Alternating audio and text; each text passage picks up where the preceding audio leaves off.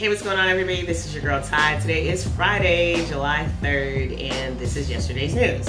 Now, you know I try to keep it to entertainment here in this space, but we are in the midst of a revolution. And while we're still waiting for Brett Hankinson, Jonathan Mattingly, and Miles Cosgrove to be arrested for the murder of Breonna Taylor 112 days later, and while we're still waiting for officials in Colorado to admit that Elijah McClain was murdered almost a year ago, and while brands like the NFL pull dumb performative stunts instead of lobbying on our behalves and on behalf of Black lives, I wanted to share, just a little point of hope. It's not huge, but it's still something, and I thought it was important to share with you guys. So the city of Los Angeles' leaders voted on Wednesday to cut the LAPD's budget by $150 million and to cut down on the number of officers employed by the city. That $150 million was mostly earmarked. About 2/3 of it was earmarked for overtime. So it's not super cutting into the actual budget of the department, but it is still something. And that money will be redirected towards programs benefiting minority communities, including a youth summer work program. So again, that is a small fraction of what the LAPD's budget actually is annually, but I did want to point that out. I did want to bring it up. If you are in LA, if you know people in LA, make sure that y'all get involved. Stay on top of them to find out exactly where that money is being directed, and make sure that y'all double up next year when they come back to vote for the budget again next year or in 6 months. I don't know how often they do it in LA.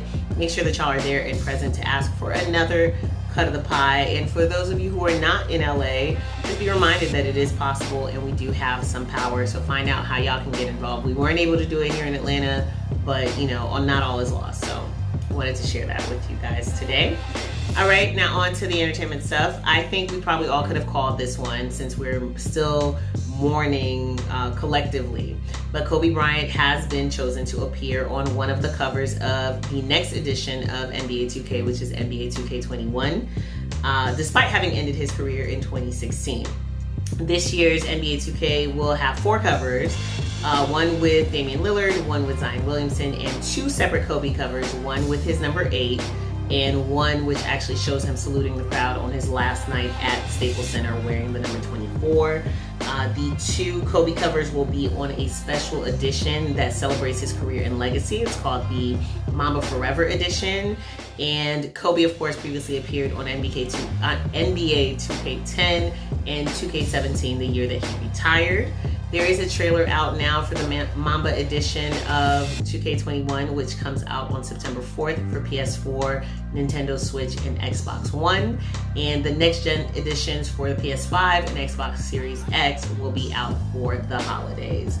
Spotify, which remains the dominant force in podcasting, is developing programming specifically for Latino audiences. This comes months after they worked with J Balvin to launch their first original podcast for that audience, which is called Made in Medellin. That's his brand and his podcast. They've also invested in a handful of podcasts from Mexico and Brazil.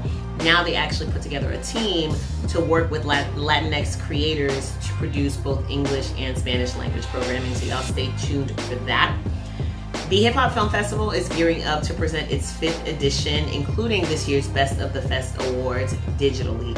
The festival was originally supposed to take place in New York City during the first week of August, but instead, over 200 filmmakers from around the world will now be presenting their entries online. So the content will appear through a series of live events as well as screenings on 247films.tv. And that's going to be from August 6th through the 9th, which were the original dates for the festival. And this year's Best of the Fest, which will honor creators and actors in 21 categories, will also appear on Revolt Networks, it looks like. Ice Cube is slated to receive the Hip Hop Film Festival's GOAT Award, and Omari Hardwick will be presented with the Icon Living Award. Now, on July 24th, the Hip Hop Film Festival will also take over the programming for Revolt's Short and Fresh series, which, as the name suggests, is a showcase of short films. And aside from that programming, we will need an actual pass for the festival to be able to screen the other films online. This year's festival winners will receive prizes that help them to finance and distribute their content thanks to sponsors including BET Networks and Revolt as well. Endeavor Impact, which is the philanthropic arm of mega talent agency Endeavor, has partnered with Michael B. Jordan's Outlier Society and HBCU in LA to launch a virtual program geared towards next generation of socially conscious executives and creators.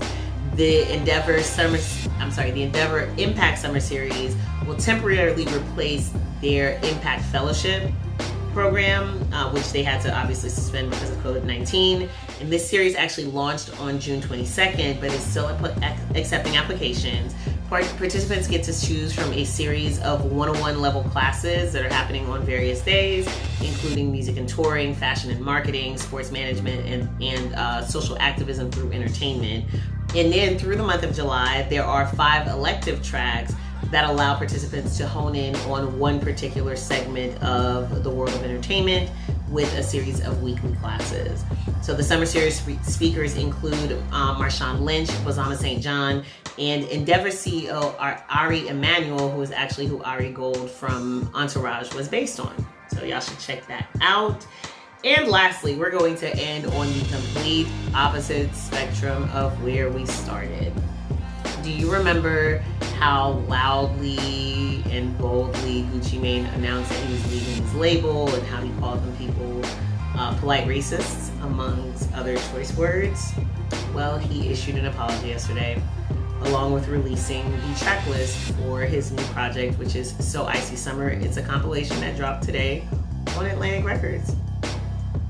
That's going to do it for me this week, you guys. Make sure you like, comment, share, and come back on Monday for the weekend's news.